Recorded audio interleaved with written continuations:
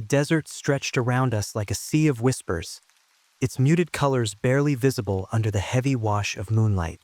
The car crunched to a stop on the gravel, and I stepped out, boots finding purchase on the uneven ground. The air was dry, sharp in my lungs, and carried with it a faint metallic tang. It was a smell I'd come to associate with tension, something Elliot always seemed to drag us into. Ahead of us, the New Mexico Desert Museum loomed in modest silence.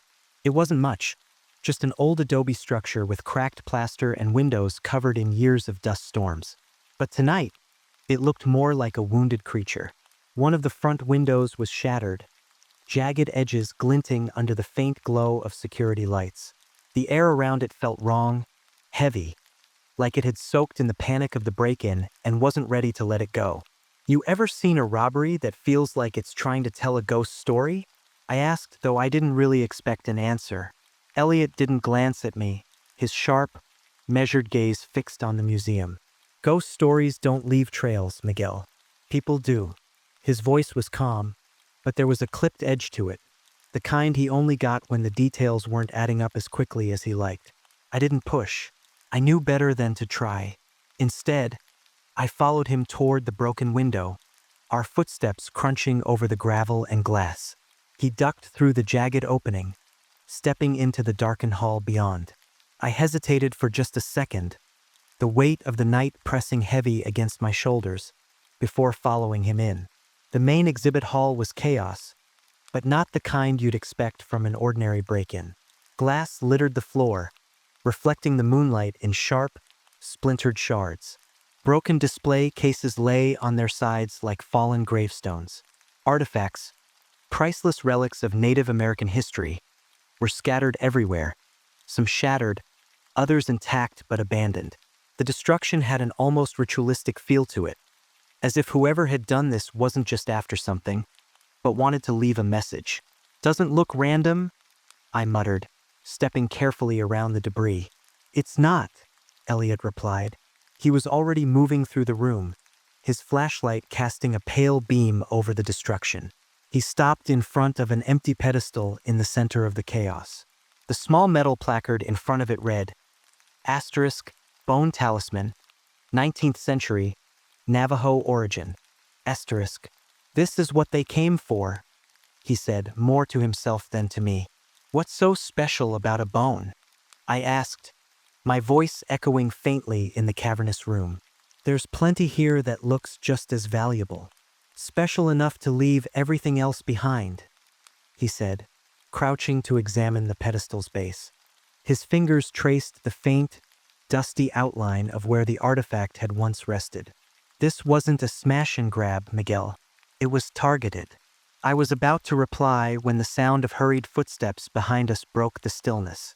We turned to see Gerald Thomas, the museum's director, stumbling into the room. He was a wiry man with a nervous energy that made him look like he'd been plucked straight out of a bad thriller novel. His tie was askew, his face pale under the fluorescent lights. "Detective Brooks," he gasped, his voice shaky. "Thank God you're here." Elliot didn't look up. "Tell me about the talisman." Gerald blinked, his mouth opening and closing like a fish out of water. It's part of our new exhibit," he stammered. "A collection of Navajo artifacts. But the bone talisman, it's different. There are stories about it." "Stories?"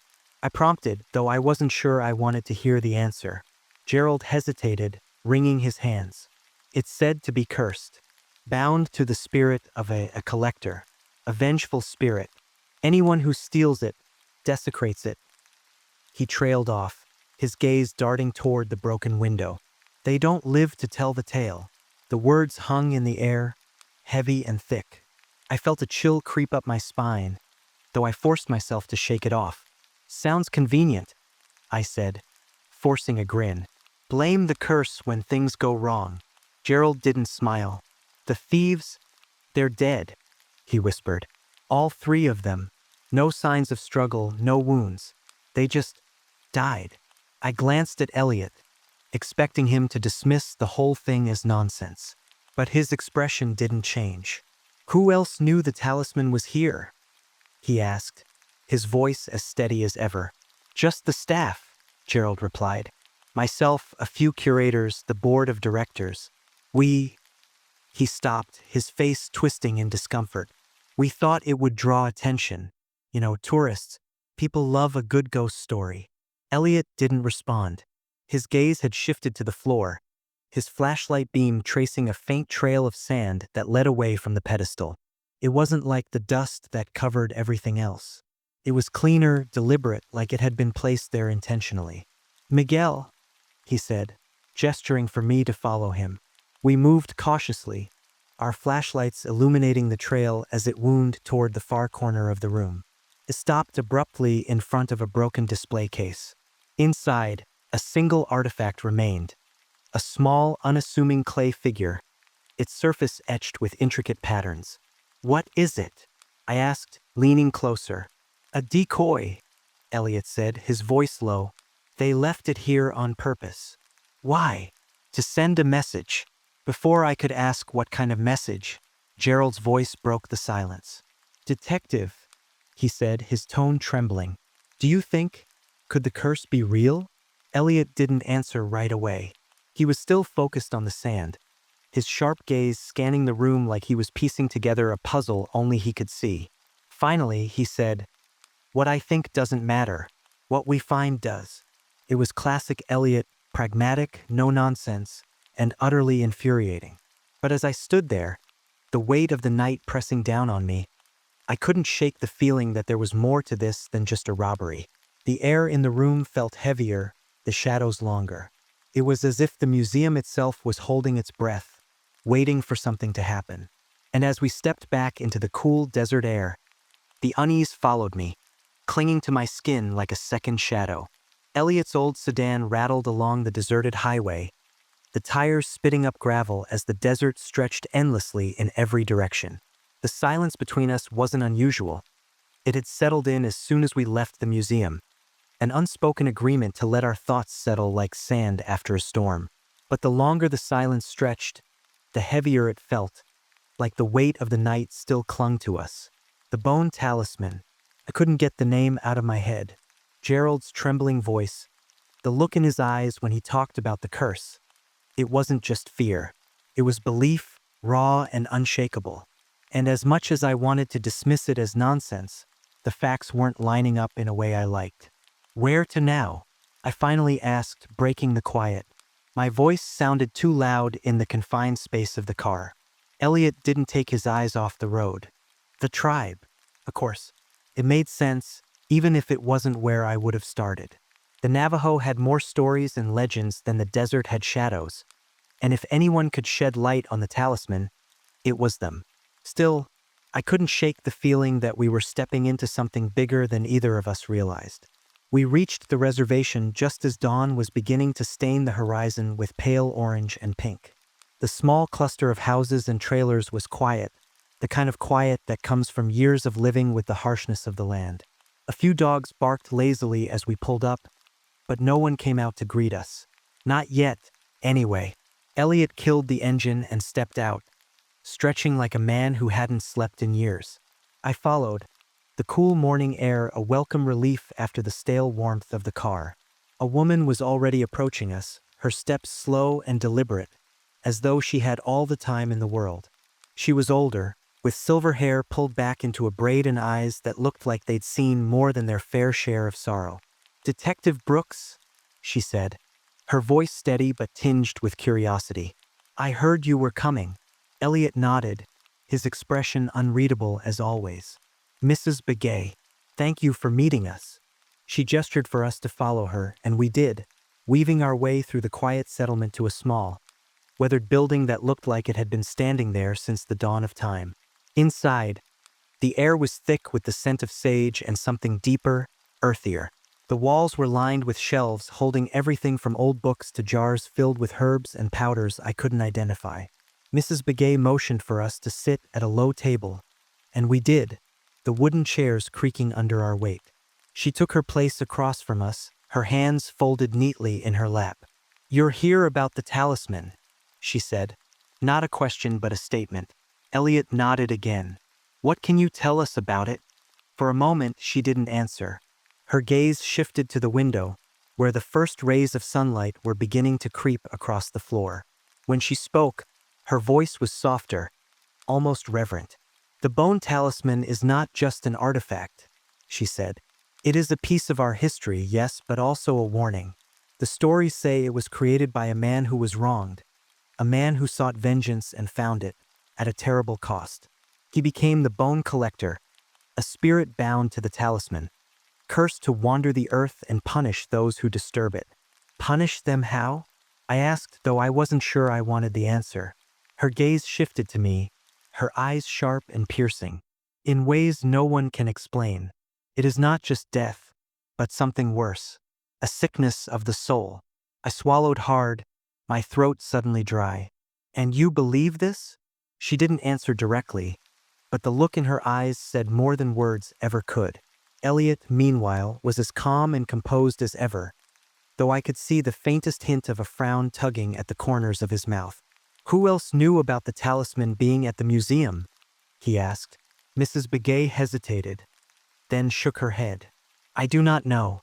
The museum's board asked for our permission to display it, but beyond that." Her voice trailed off, and the silence stretched long and thin between us. Finally, Elliot stood, his chair scraping against the floor.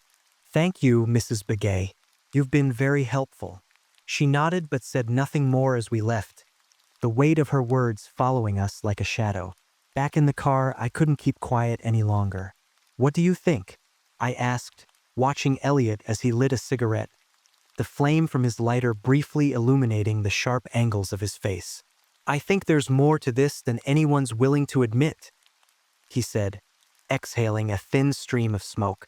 "And I think we need to find out who else knew about the talisman and why they wanted it." The stillness of the desert morning was broken only by the crunch of our boots on brittle sand. I tried to shake the lingering tension from Mrs. Begay's words, but they clung to me like the dust that seemed to coat everything out here. The talisman had a story, a curse, a purpose, and yet, no matter how much I wanted to shove it into the realm of fairy tales and superstition, the facts refused to bend. Elliot walked a step ahead of me, his cigarette leaving a faint trail of smoke in the air. He hadn't said much since we'd left the reservation, but that was typical for him. He didn't talk to fill silence, he talked to get answers. We were headed to the outskirts of town, to the motel where the bodies of the 3 thieves had been found. I couldn't stop picturing them, lifeless and unmarked, as Gerald had described. The thought made my stomach churn, but I kept moving. The smell of blood and regret was nothing new to me. It came with the job. As we pulled into the gravel lot of the Sunset Inn, a place that looked like it hadn't seen a coat of paint since the 1940s. The unease I'd been carrying bloomed into something sharper. 2 sheriff's cruisers were parked out front, their lights off but their presence unmistakable. "You want to lead?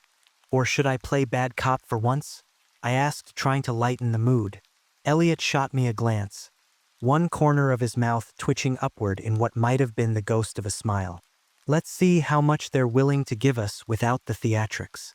We stepped into the dim, musty lobby, where a bored-looking deputy leaned against the counter, flipping through a dog-eared magazine. He looked up as we entered, his expression shifting from disinterest to mild annoyance. "You Brooks?"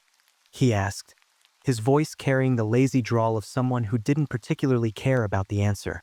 Elliot nodded. "Sheriff Calloway expecting us?" The deputy shrugged and jerked his thumb toward a door at the end of the hall. "He's back there with the bodies. Hope you've got a strong stomach." I resisted the urge to roll my eyes. If the deputy thought a little death was going to rattle us, he clearly hadn't been paying attention. We made our way down the narrow corridor, the faint hum of fluorescent lights buzzing overhead. The smell hit me before we even opened the door, a sickly, cloying mix of antiseptic and decay. I swallowed hard and stepped inside. Sheriff Calloway was a tall, broad-shouldered man with a face that looked like it had been carved out of granite. He stood over one of the motel beds, his hands on his hips, his expression grim. On the bed lay the body of a man in his late 30s, his features twisted into an expression of abject terror. His eyes were wide open, his mouth frozen in a silent scream. "They all look like this?" Elliot asked, his tone neutral as he stepped closer. Calloway nodded. "Every damn one of them. No wounds, no signs of struggle. It's like, hell, I don't know. Like something scared him to death." I glanced at the other two beds, where the remaining bodies lay in similar states. They were all different. Different ages, different builds, different backgrounds, probably. But the fear on their faces was identical. My skin prickled, the fine hairs on the back of my neck standing at attention. "You find anything unusual in the room?" Elliot asked, pulling on a pair of gloves as he began to examine the nearest body. "Nothing that explains this," Calloway said, scratching his chin. "Room was locked from the inside, no signs of forced entry. Only thing out of place was a trail of sand leading out the door." "Sand," I echoed, my throat tightening. Calloway looked at me, his brow furrowing. "Yeah, weird, right? Like someone dragged it in with them." But there wasn't enough to say for sure. I exchanged a glance with Elliot, who didn't say anything but gave me a subtle nod. The sand, it was the same as at the museum. Deliberate, purposeful. My stomach churned again, and I stepped closer to the bed, my eyes scanning the body for any clue, any detail that might make sense of this. "Who were they?" Elliot asked, his voice breaking the silence. Calloway pulled a notebook from his pocket and flipped it open. "James Harlan, Rick Davies, and Carlos Ortega. Petty crooks, mostly. Harlan and Davies were small-time burglars, breaking and entering, that kind of thing. Ortega's got a record for dealing stolen goods. My guess is they were working together, probably hired by someone to pull the job at the museum." "Hired by who?" I asked, though I already knew the answer wasn't going to come easy. Calloway shrugged. "That's your department, isn't it?" Elliot didn't respond. He was focused on the body in front of him, his sharp eyes scanning every inch of it like he was reading a map. I knew better than to interrupt him when he got like this, so I turned my attention to the rest of the room. The walls were covered in peeling wallpaper, the kind with faded floral patterns that always seemed to make places like this feel even more depressing. A single chair sat in the corner, its cushion frayed and stained. On the nightstand, a half-empty bottle of whiskey and an ashtray overflowing with cigarette butts told the story of men who hadn't expected their night to end like this. As I moved toward the door, something caught my eye, a faint smudge on the carpet, just inside the threshold. I crouched down, my heart pounding as I brushed my fingers over it. Sand. Fine, pale grains, the same as at the museum. "Elliot," I called, my voice low. He was at my side in an instant, his eyes narrowing as he examined the smudge. "It's the same," he murmured. "It's a message." Calloway frowned, crossing his arms. "You two want to clue me in? Or are you just going to keep talking in riddles?" Elliot straightened, his expression unreadable. "The sand isn't random. Whoever or whatever left it is trying to tell us something." Calloway's frown deepened, but he didn't press the issue. Instead, he gestured toward the bodies. "So, what's your theory? You think this is the curse?" Elliot didn't answer right away. He was still staring at the sand, his mind clearly working through a dozen different possibilities. Finally, he said, "I think we're dealing with something bigger than a simple robbery. And I think if we don't figure it out soon, there's going to be more bodies."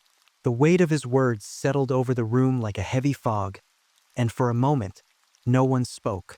The motel seemed to hold its breath, the silence broken only by the faint hum of the fluorescent lights. "Let's go," Elliot said finally, pulling off his gloves. "We've got work to do." I nodded, following him out into the bright morning sunlight. But as we walked back to the car, I couldn't shake the feeling that we were being watched. The desert stretched out around us, empty and quiet, but the weight of unseen eyes pressed against my back, sending a shiver down my spine. And as we drove away, the question that had been gnawing at me all morning refused to be silenced.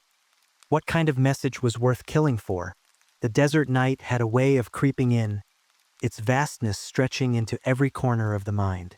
The wind howled low, weaving itself through the cracked windows of Elliot's car as we drove back toward town. Neither of us spoke, the weight of the day pressing heavily on our shoulders. The sand, the bodies, the silent screams frozen on the faces of those men. It all churned in my gut like a bad meal, and I knew from the way Elliot was gripping the wheel, knuckles white, that it wasn't sitting any better with him. The motel, the museum, the trail of sand, it all led back to the same shadowy figure. The bone collector. It sounded absurd when Gerald first mentioned it, but as each clue stacked itself on top of the last, I found myself clutching at my own skepticism like a life raft. I wanted to believe there was a logical explanation, something that wouldn't keep me up at night wondering what was out there in the dark, watching. "We need to go back to the museum," Elliot said finally, his voice cutting through the thick silence. He didn't turn to look at me, his eyes fixed on the road ahead. "Back to the museum?" I repeated, raising an eyebrow. "What are we looking for this time? Another trail of sand?" His lips twitched, but it wasn't amusement. It was frustration. "We're not looking for sand, Vasquez. We're looking for whatever they missed. They cleared out the talisman," I pointed out. "Doesn't leave much else to find. Unless they didn't know what they were looking at," he countered. I leaned back against the seat, the leather sticky from the desert heat. "You think whoever hired them didn't give them the full story?" "I think," Elliot began, pausing to tap ash from his cigarette out the window, "that the answers we're looking for aren't going to be handed to us. We need to dig." The museum was quiet when we arrived, the parking lot empty save for the dim glow of a security light that flickered sporadically. I wasn't sure if Gerald had called it quits for the night or if he was holed up inside, trying to piece together his own answers. Either way, I wasn't thrilled about breaking into a place we'd already been investigating. Elliot stepped out of the car, his long coat billowing faintly in the breeze, and motioned for me to follow. He didn't bother with the front entrance this time. Instead, he led us around the side of the building to a service door that looked like it hadn't been touched in years. "How are we getting in?" I asked, glancing over my shoulder. The museum might have been closed, but it didn't mean the place wasn't being watched. Elliot didn't answer. He produced a set of lockpicks from his pocket and knelt by the door. "Stay quiet," he said simply. I rolled my eyes but complied, my fingers drumming absently against my thigh as I kept an eye on the shadows around us. The lock gave way with a soft click, and Elliot pushed the door open just enough for us to slip inside. The museum at night was a different creature entirely. By day, it was a somewhat charming, if underfunded, homage to local history. By night, it was a tomb, the dim emergency lights casting eerie shadows across the exhibits. The air was thick and heavy, carrying the faint scent of dust and decay. Elliot moved with purpose, his flashlight cutting through the darkness as he headed straight for the main exhibit hall. The destruction from the break-in hadn't been cleaned up, and the sight of the shattered glass and overturned pedestals brought the events of the previous night rushing back in vivid detail. "What exactly are we hoping to find?" I asked, my voice low. "Anything that doesn't belong," Elliot replied. He didn't bother elaborating, instead kneeling by the broken pedestal where the talisman had once been displayed. He ran his fingers over the surface, his brow furrowed in thought. While he worked, I let my gaze wander across the room. Most of the artifacts had been left untouched, their dusty labels quietly telling the stories of lives long past. But there was something about the way the shadows moved in the corners of the room, something that didn't sit right with me. It felt like the darkness itself was alive, watching us with an almost predatory curiosity. "Vasquez," Elliot called, breaking me from my thoughts. "Over here." I crossed the room to where he was crouched, holding up a small shard of glass that had been partially buried in the sand. "What is it?" I asked, leaning closer. Elliot held the shard up to the light, revealing faint etchings along its surface. "Looks like part of a map," he said. "A map," I repeated, frowning. "You think it's connected to the talisman?" "Everything's connected," he muttered. "We just have to figure out how." Before I could respond, a sudden gust of wind tore through the room, scattering papers and loose debris in its wake. The temperature dropped sharply, and I felt the hair on the back of my neck stand on end. I turned toward the source of the wind, but there was nothing there. No open windows, no doors, just the empty expanse of the hall. "You feel that?" I asked, my voice tight. Elliot nodded, his hand instinctively going to his coat pocket. "We're not alone." The words sent a chill down my spine. I turned slowly, scanning the room for any sign of movement. The shadows seemed deeper now, more oppressive, and the faint hum of the museum's emergency lights took on a sinister edge. Then I saw it.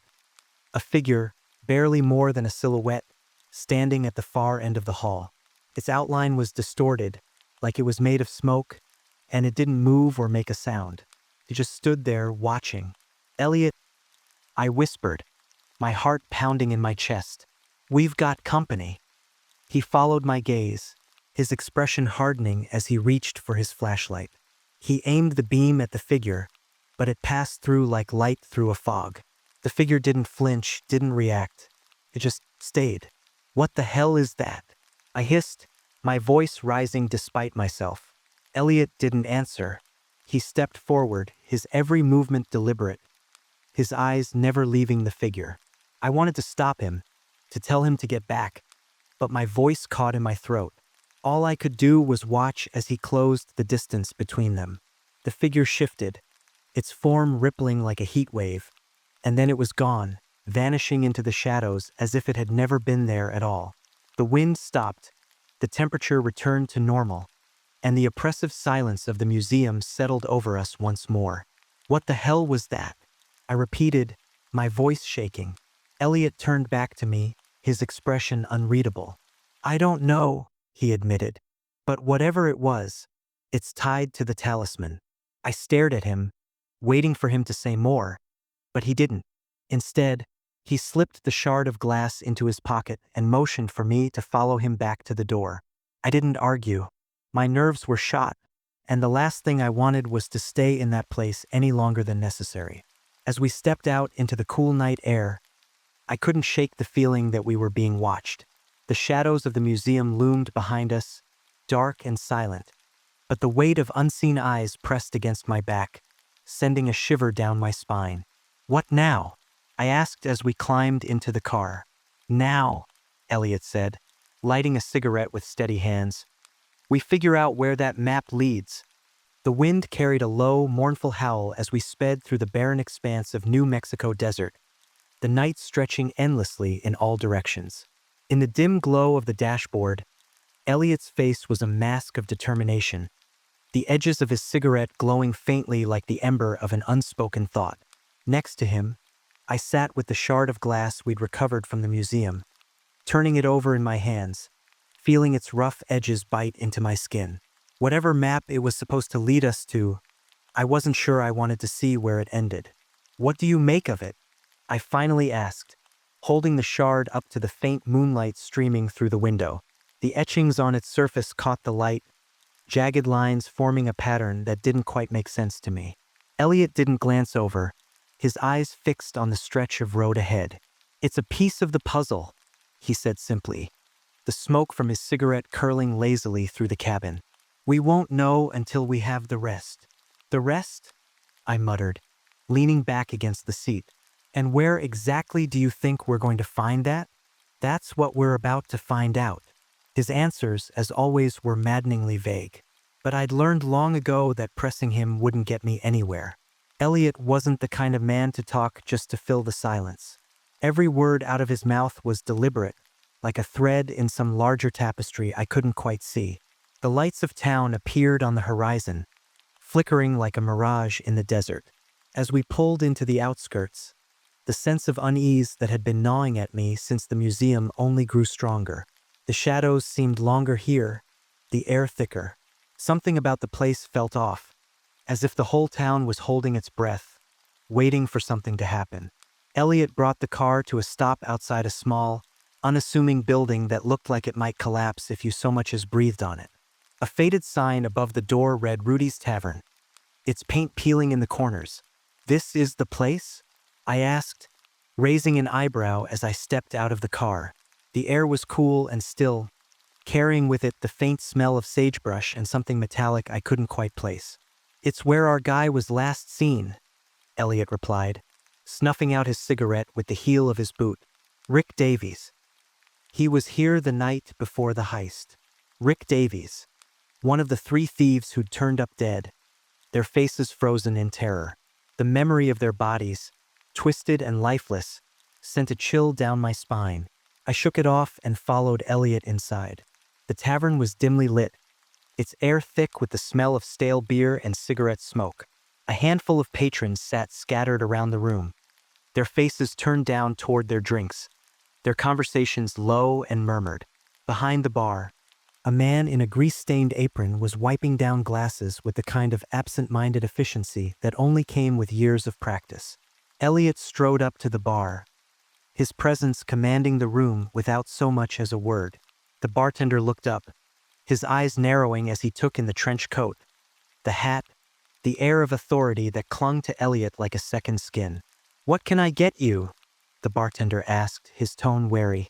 "Information," Elliot replied, sliding a 20 across the counter. "About Rick Davies." The man's expression didn't change, but his eyes flickered briefly toward one of the booths in the corner. I followed his gaze and saw a man sitting alone, his shoulders hunched, his hands wrapped tightly around a glass of whiskey. He looked up as we approached, his eyes darting nervously between us. "You knew Rick Davies," Elliot said, taking a seat across from the man without waiting for an invitation.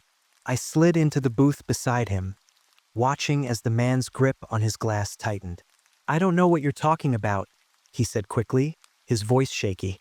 Elliot leaned forward, his gaze unrelenting. "We're not here to cause trouble," he said. "We just want to know what happened the night of the heist." The man hesitated, his eyes darting toward the door as if considering making a run for it. But something in Elliot's demeanor, calm, steady, implacable, seemed to convince him otherwise.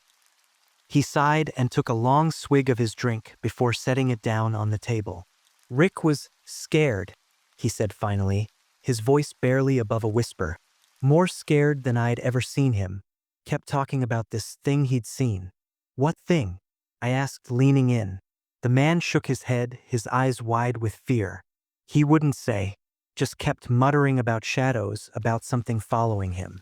Said it started after he took that thing from the museum. "The bone talisman," Elliot said, his tone flat. The man nodded, his hands trembling as he reached for his drink again. "He thought it was cursed. Said he could feel it like it was watching him. He tried to give it back. But what?" I pressed, my heart pounding in my chest. The man's voice dropped to a whisper, his eyes darting nervously around the room. "It wouldn't let him." The storm rolled in without warning. One moment, the desert sky was a black expanse of stars. The next, it was a swirling canvas of gray, lightning tearing jagged wounds across the heavens. The wind roared and spat sand at the windshield of Elliot's car, making it rattle in protest. As the first drops of rain splattered against the glass, I leaned forward, squinting into the gloom. "This doesn't feel like a coincidence," I muttered, my fingers gripping the dashboard as the tires skidded slightly on the wet road. Elliot's jaw tightened, but he didn't reply. He never did when he was focused. The map etched onto the shard of glass, now carefully pieced together with fragments we'd retrieved over the past 2 days, had led us here, the outskirts of a desolate canyon, where a man with more money than morals was rumored to host clandestine auctions. These weren't your run-of-the-mill black market dealings.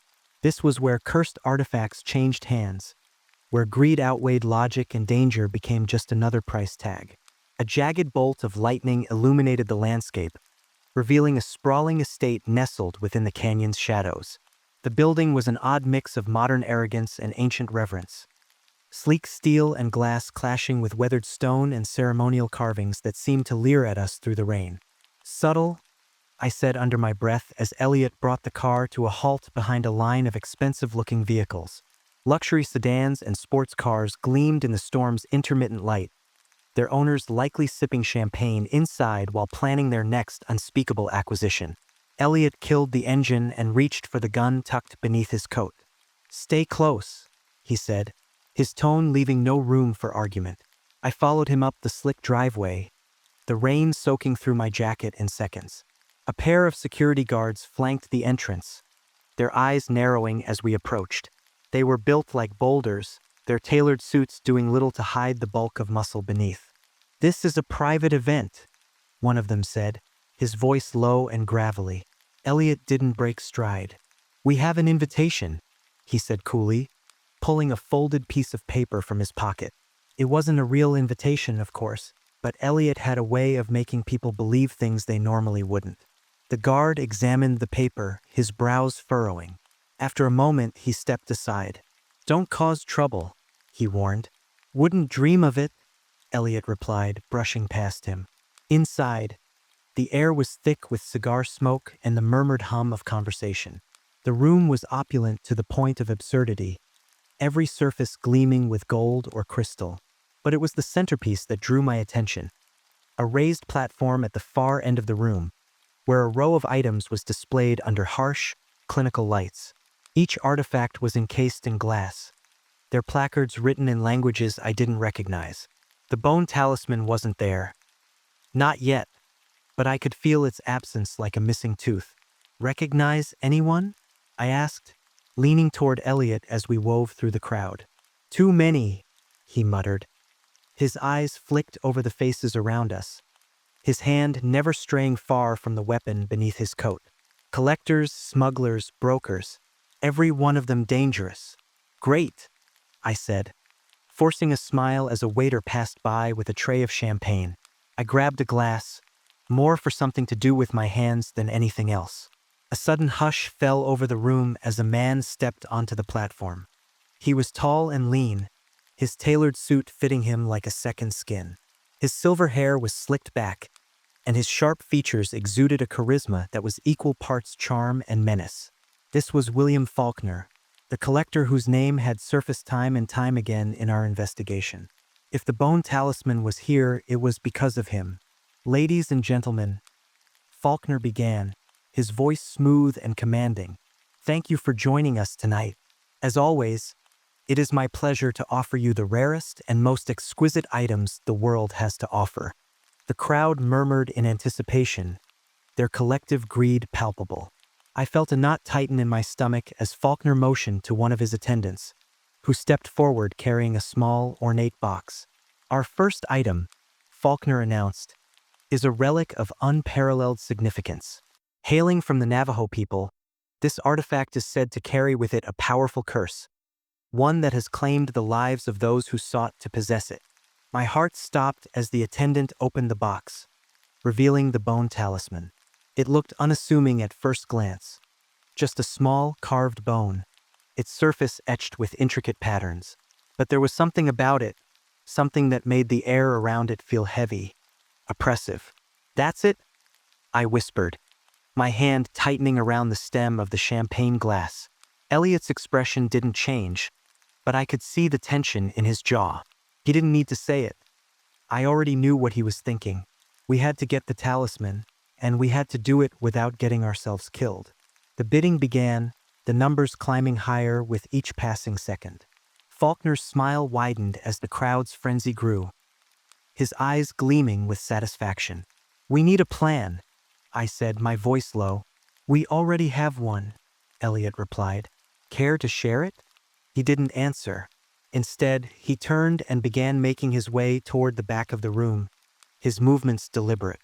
I followed, my pulse quickening as we slipped past the crowd and into a dimly lit hallway. The sounds of the auction grew fainter with each step, replaced by the echo of our footsteps against the polished floor. "What are we doing?" I hissed, glancing over my shoulder to make sure we weren't being followed. "Getting leverage," Elliot said simply. We reached a door at the end of the hallway, its brass handle gleaming faintly in the low light. Elliot didn't hesitate, picking the lock with practiced ease. The door swung open to reveal a small office, its walls lined with bookshelves and filing cabinets. Elliot began rifling through the cabinets, his movements quick and efficient. "Faulkner didn't get where he is by playing fair," he said. "There's bound to be something here we can use against him."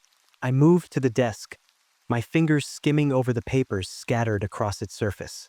Most of it was mundane, ledgers, invoices, correspondence, but one document caught my eye.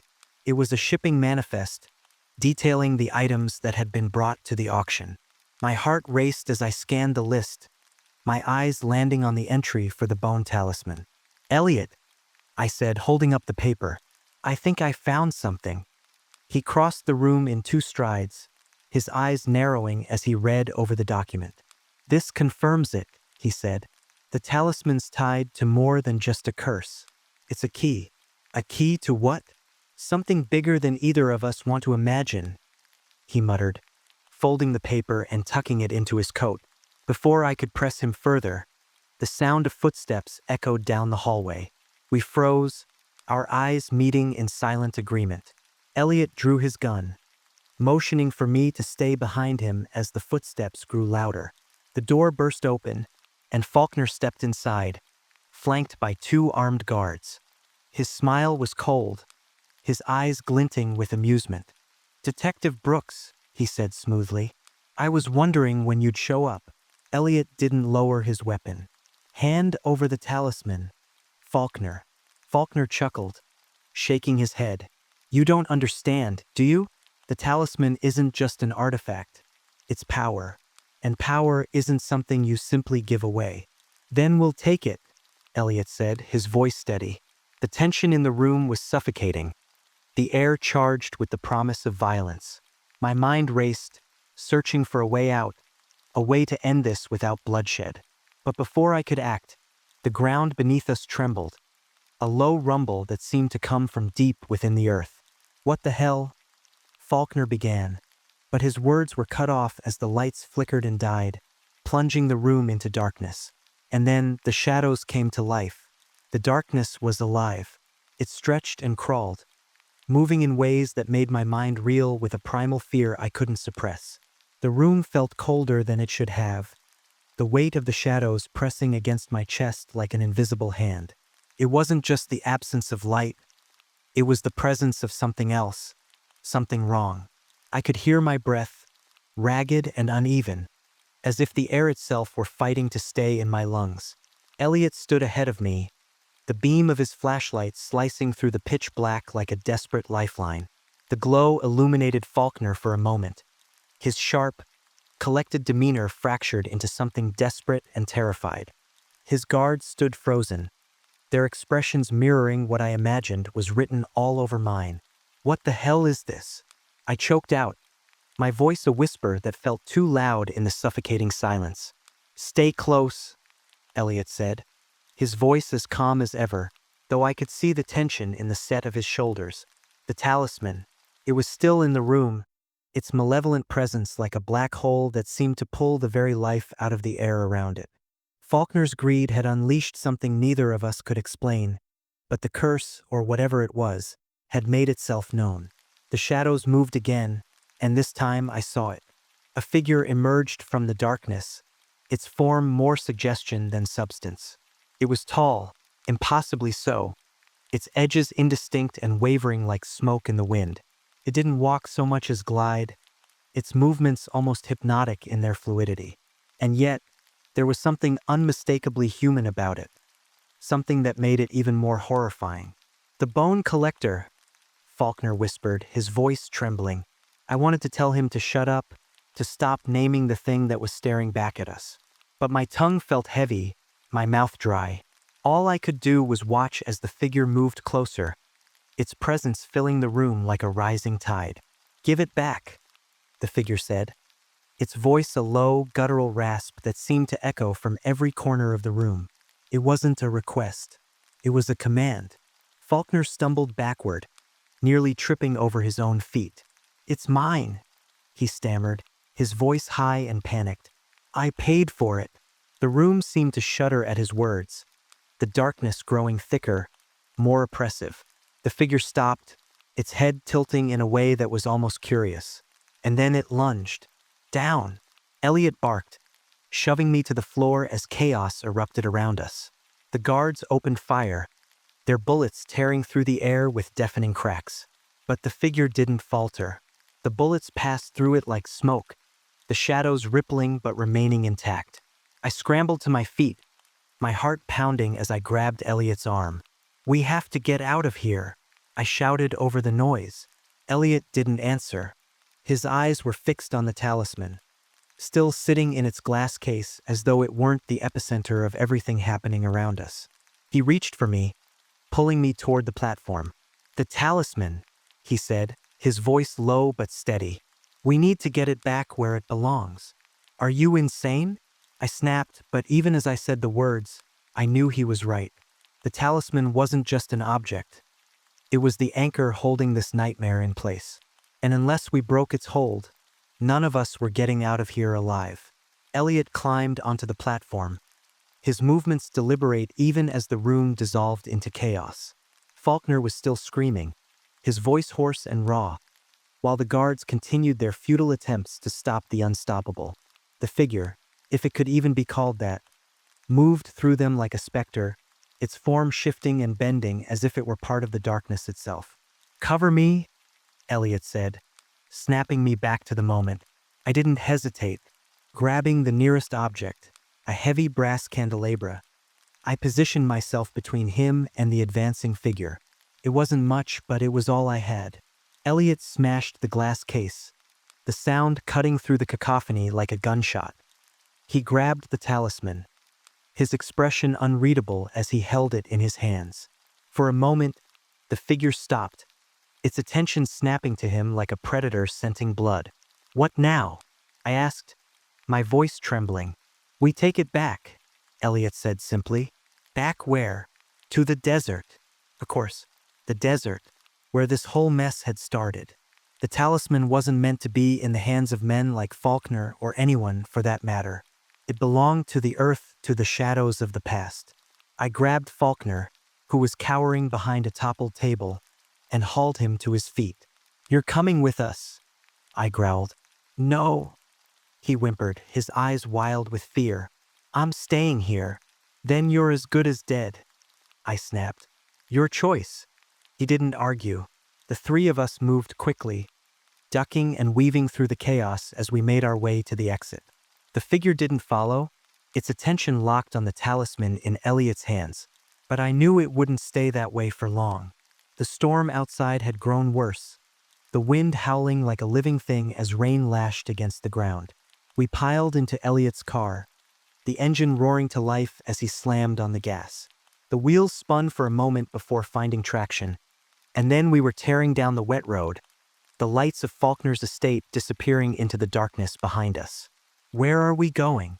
I asked, my hands gripping the dashboard as the car skidded around a corner. "To the canyon," Elliot said, his voice calm despite the chaos. "The place where they found it."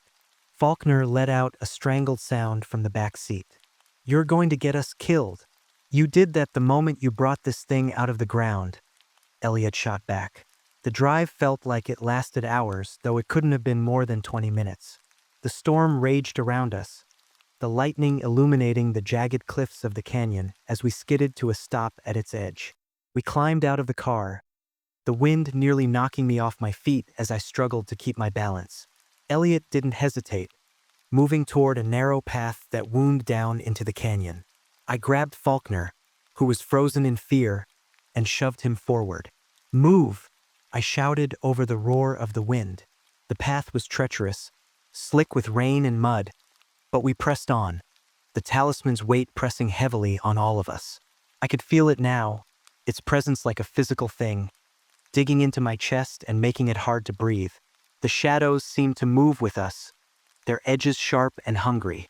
We reached the bottom of the canyon, where a small circle of stones marked the spot where the talisman had been found.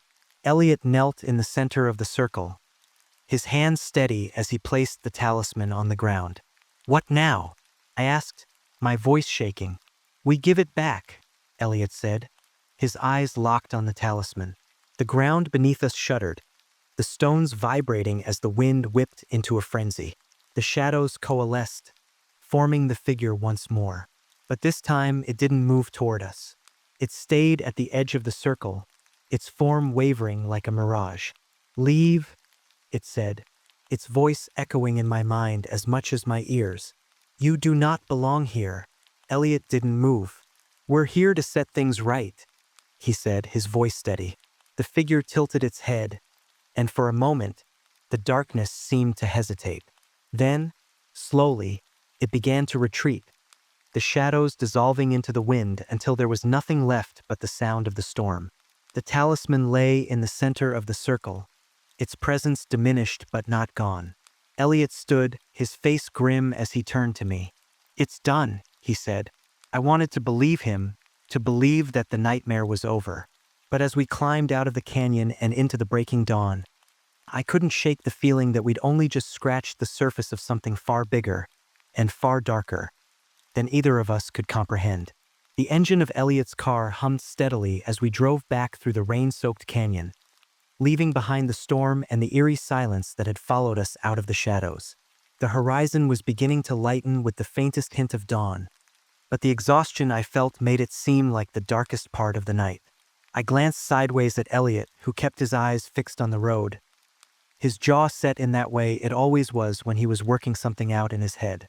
The talisman was no longer with us, left behind in the canyon, where it belonged, but its absence didn't bring the relief I'd hoped for. Instead, the car felt heavier, as though its lingering presence still pressed against us. My chest tightened with a sense of unfinished business, and I couldn't tell if it was my imagination or something real. "You think it's really over?" I asked finally, my voice cutting through the quiet. Elliot didn't answer right away. He reached into his pocket, pulling out a cigarette and lighting it with practiced ease. The flicker of the lighter briefly illuminated his face, casting sharp shadows across his features. He exhaled a thin stream of smoke and glanced at me, his expression unreadable. "No," he said simply. The single word hit me harder than I expected. I leaned back in my seat, the leather creaking under my weight. "What makes you say that?" "There's something we're missing," he replied, his voice low. "Something bigger than the talisman." I frowned, my fingers drumming against my knee. "Bigger? How much bigger are we talking?" Elliot didn't answer, but his silence was enough. I looked out the window, watching the landscape blur past as the first rays of sunlight broke through the clouds. The desert was beautiful in its own harsh way, but in that moment, it felt like a vast, unending expanse of uncertainty. We reached town just as the sun began to rise, the streets still quiet and empty. Elliot parked the car outside the motel we'd been using as our base of operations, the gravel crunching under the tires. He killed the engine, and for a moment we just sat there in silence, the weight of everything that had happened pressing down on us. "I'll go check in with Gerald," Elliot said finally, breaking the silence. "See if he's heard anything." I nodded, watching as he stepped out of the car and disappeared into the motel office. The door shut behind him with a soft click, leaving me alone with my thoughts. The events of the past few days played on a loop in my mind. The museum, the motel, the auction, the canyon. Each memory felt like a piece of a puzzle I couldn't quite see. The sound of a car engine pulled me from my thoughts. I turned to see a beat-up pickup truck pull into the lot, its headlights cutting through the early morning light. The driver's door opened, and a man stepped out, his face obscured by the brim of a hat. He moved with a purpose, his boots crunching against the gravel as he made his way toward me. "You Vasquez?" he asked, his voice rough. "Depends," I replied, my hand instinctively moving toward the knife I kept tucked in my jacket. The man stopped a few feet away, his hands raised in a gesture of peace. "Name's Carter," he said. "Mrs. Begay sent me." At the mention of her name, I relaxed slightly. Mrs. Begay had been the closest thing to an ally we'd had in this mess, and if she'd sent this guy, it had to be for a reason. "What do you want?" I asked, my tone cautious. Carter glanced around, as though making sure we were alone, before stepping closer. "There's something you need to see," he said. "Something about the talisman." "We left it in the canyon," I said, frowning. "It's not our problem anymore." Carter shook his head, his expression grim. "That's where you're wrong. It's still out there, and it's not done with you yet." Before I could respond, the motel door opened, and Elliot stepped out. His gaze flicked to Carter, then back to me, his brow furrowing in that way it always did when he smelled trouble. "Who's this?" he asked. "Carter," I replied. "Mrs. Begay sent him.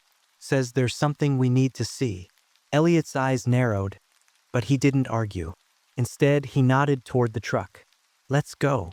The drive was silent, the tension in the cab so thick you could have cut it with a knife. Carter didn't offer any explanation, and we didn't ask. The road stretched out ahead of us, a ribbon of asphalt cutting through the desert's vast emptiness. After what felt like hours, Carter turned off onto a dirt path, the truck jostling and bumping as we made our way toward a distant cluster of buildings. "This is it," he said finally, pulling to a stop outside what looked like an old trading post. The building was weathered and sagging, its windows covered in dust and grime. Carter climbed out of the truck, and we followed, our boots kicking up small clouds of dirt as we approached. Inside, the air was thick with the scent of old wood and something faintly metallic. The room was filled with shelves lined with trinkets and artifacts, each one layered with dust and mystery. But it wasn't the items on the shelves that caught my attention. It was the man sitting behind the counter. He was old, his face lined with age and his eyes sharp and piercing. He looked up as we entered, his gaze settling on Elliot with a curious intensity. "You're the one," he said, his voice gravelly. Elliot frowned. "The one what?" "The one who's been carrying the weight," the man replied, gesturing for us to sit. "Come, we have much to discuss." The desert night carried a cold silence, the kind that didn't just settle over you but seeped into your bones. By the time we reached the collector's stronghold, the moon hung high above us, its pale light barely enough to illuminate the sprawling complex nestled against the jagged rock formations. From a distance, it looked like nothing more than a forgotten outpost. Up close, it was something much more dangerous, a fortress of stolen power. Elliot parked the car far enough away to stay out of sight, and we walked the rest of the distance. Each step seemed to echo in the stillness, the crunch of gravel underfoot sharp enough to set my teeth on edge.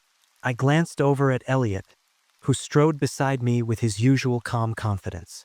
He hadn't said much since we'd left the old man's trading post, but his silence wasn't new. It was the kind of quiet that always meant he was working through a plan, putting the pieces together in his head. "This is the place," I muttered, my voice barely above a whisper as we crested a low hill and got our first clear view of the stronghold. "It's the place," Elliot confirmed, his eyes scanning the perimeter. His hand brushed against the gun holstered under his coat, but he didn't draw it. Not yet. The stronghold was a maze of concrete and steel, its walls high and impenetrable, illuminated by dim floodlights that cast long shadows across the desert floor. There were no windows, no obvious entrances, just the occasional movement of guards patrolling the grounds. They were armed, of course, the glint of their weapons catching the moonlight as they passed. "How do you want to do this?" I asked, my voice tighter than I intended. I wasn't scared, at least not entirely, but the place had a weight to it, the kind you could feel pressing against your chest. "We go in quiet," Elliot said simply. "Stick to the shadows, find the dagger, and get out." "That easy, huh?" I shot back, but the sarcasm in my voice fell flat. Elliot didn't respond. He just nodded toward a section of the wall where the shadows were deepest, a blind spot between two of the floodlights. Without another word, he moved, and I followed, my pulse quickening with each step. We reached the wall and crouched low, the rough surface of the concrete cold against my back as I pressed myself against it. Elliot pulled something from his coat, a slim, black grappling hook. He didn't waste time, attaching it to the top of the wall and giving it a sharp tug to test its strength. "You've been holding out on me?" I whispered as he began climbing. "Keep watch," he replied, his tone leaving no room for argument. I did as I was told, scanning the area for any signs of movement. The guards were still patrolling, but their patterns were predictable, their focus more on the open desert than the shadows near the wall. When Elliot reached the top, he glanced down and gave a small nod. My turn. The climb wasn't easy, and my hands burned against the coarse rope as I pulled myself up. By the time I reached the top, my arms ached, and sweat trickled down the back of my neck despite the cool night air. Elliot was already on the other side, crouched low and waiting. I dropped down beside him, landing with a soft thud. The inside of the stronghold was eerily quiet. the only sound the faint hum of machinery somewhere in the distance. We moved quickly but carefully, sticking to the shadows as we made our way through the maze of corridors and open spaces. The place had a sterile feel to it, all sharp edges and cold metal, but there was something else, something darker. It was the same feeling I'd had in the canyon, the same weight pressing against me like an invisible hand. We found the storage area without much trouble. It was a massive room, the shelves towering above us, filled with crates and artifacts that seemed to radiate a quiet menace. Everything here had been taken, stolen from places and people who probably didn't even know their worth. And there, in the center of the room under a single spotlight, was the dagger. The obsidian blade seemed to shimmer in the light, its etched surface catching the glow and reflecting it back in fractured patterns. Even from a distance, I could feel its presence, a pull that made the hairs on the back of my neck stand on end. "There it is," I whispered, though I didn't need to say it. Elliot was already moving toward it. But before we could reach the dagger, the air in the room shifted. It grew colder, heavier, and the shadows seemed to deepen, stretching toward us like living things. I froze, my breath catching in my throat as a shape began to emerge from the darkness. The bone collector. It was here, its towering form more solid than it had been in the museum or the canyon. The air seemed to ripple around it, the shadows bending and twisting as it moved. Its eyes, if they could even be called that, glowed faintly, and its presence filled the room with a suffocating dread. Elliot didn't hesitate. He drew his gun and aimed it at the figure, his stance steady, but I knew it wouldn't do any good. We'd seen what happened when the guards at Faulkner's estate tried to fight it. Bullets wouldn't stop it. Nothing would. "Leave it," the bone collector said, its voice a low growl that seemed to come from everywhere and nowhere at once. "It does not belong to you." Elliot didn't lower his weapon.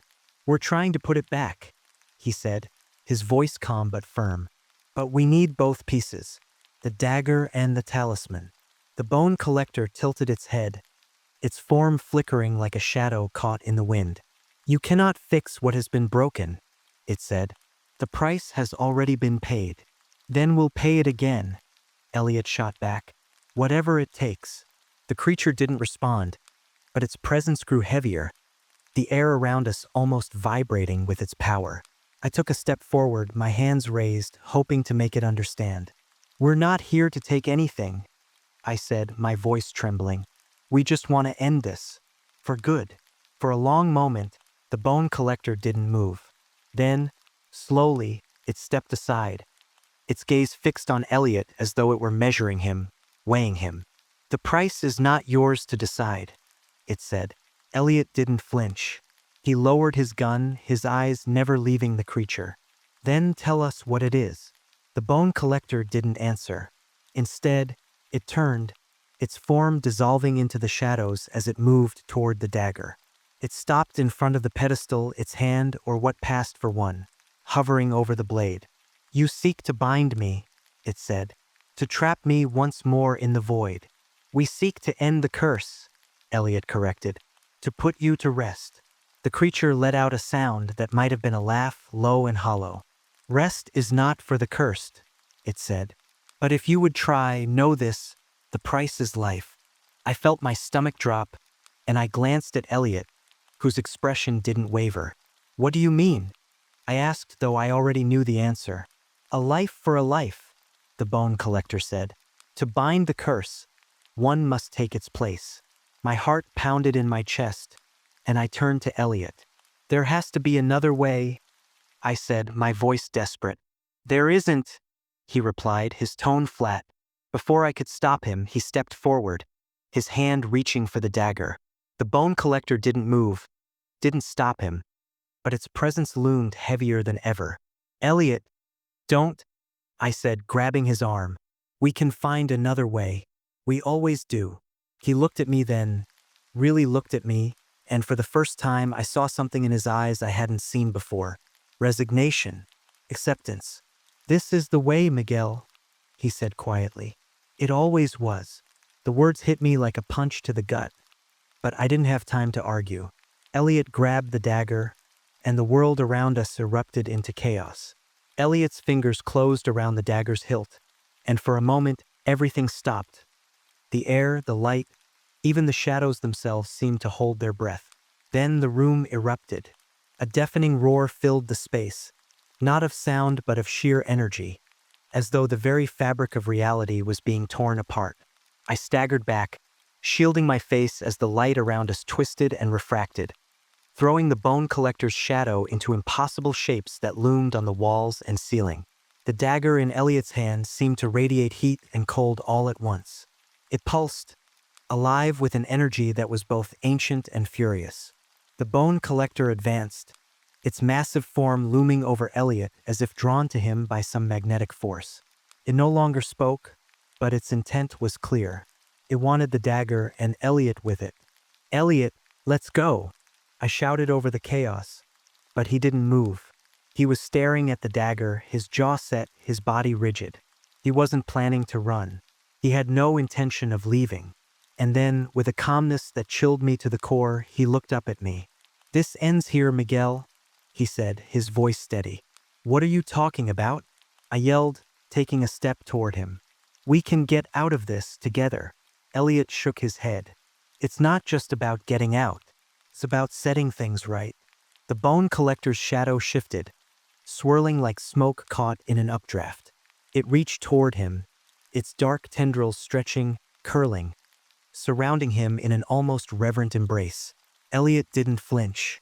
He raised the dagger, holding it between himself and the creature, and for the first time, the bone collector stopped. Its form flickered, its massive presence trembling in the air as though caught off guard. The glow from the dagger intensified, casting jagged beams of light that tore through the shadows, and I realized with a sinking dread what Elliot was doing. "No!" I shouted, lunging forward. "You don't have to do this." But he turned to me, his expression softer than I'd ever seen it. "Yes, I do," he said. "It's the only way." The bone collector tilted its head, and in that moment, it no longer seemed menacing. It seemed almost curious, as though it, too, was trying to understand what Elliot was about to do. The oppressive weight in the air grew heavier, the ground beneath us trembling as the room seemed to close in around us. Elliot took a deep breath, his grip tightening on the dagger. "You're not the only one who's lost, Collector," he said, his voice steady. "But this ends with me." And then, before I could stop him, he plunged the dagger into the floor. The explosion of light was blinding, searing. It tore through the room, ripping the shadows apart and scattering them into nothingness. The bone collector let out a sound that was not a roar but a wail, a cry of anger, pain, and something else, something almost human. The light swallowed it whole, its massive form disintegrating into fragments of darkness that dissolved into the air. And then, silence. When my vision cleared, Elliot was lying on the ground, the dagger still gripped tightly in his hand. The room was empty, the oppressive weight gone, replaced by a deafening stillness. I rushed to his side, my hands shaking as I turned him over. "Elliot," I said, my voice breaking. "Come on, man, don't do this." His eyes fluttered open, and he managed a weak smile. "Didn't think you cared that much," he murmured, his voice faint. I laughed despite myself, a choked, desperate sound that bordered on a sob. "You're an idiot, you know that?" I said, gripping his coat and shaking him lightly. "What the hell were you thinking?" He coughed, his breathing shallow but steady. "Thinking it was worth it," he said, "to end it." I glanced at the dagger, now dark and lifeless in his hand, and for the first time, I felt the weight lift. The curse was gone. The bone collector was gone. But at what cost? The drive back to town was quiet. Elliot sat in the passenger seat, his head leaning against the window as he rested. The stronghold was behind us. The artifacts returned to the earth where they belonged, but the memory of what had happened lingered like a shadow. We didn't talk much. There wasn't much to say. The bone collector's curse had been broken, its grip on the world severed, but the scars it left behind would remain. Elliot carried those scars now, and so did I. As we reached the edge of town, the first light of dawn broke over the horizon, painting the desert in shades of gold and red. It was beautiful in a way I hadn't noticed before, the kind of beauty that came after a storm, when the world felt new again. Elliot stirred, his eyes opening slowly as he looked out the window. "You know," he said, his voice rough, "I think I might actually take a vacation after this." I couldn't help but laugh. "You? A vacation? Don't make me laugh." But he smiled, and for the first time in what felt like forever, it wasn't forced. It was genuine. The desert stretched out before us, vast and endless, but for the first time, it didn't feel empty. It felt alive. And as we drove toward the horizon, I couldn't shake the feeling that, somehow, we'd done something good, something that mattered. The bone collector was gone, its curse broken, but its story would live on. Not as a tale of fear, but as a reminder. A reminder that even in the darkest of shadows, there's always a chance for light.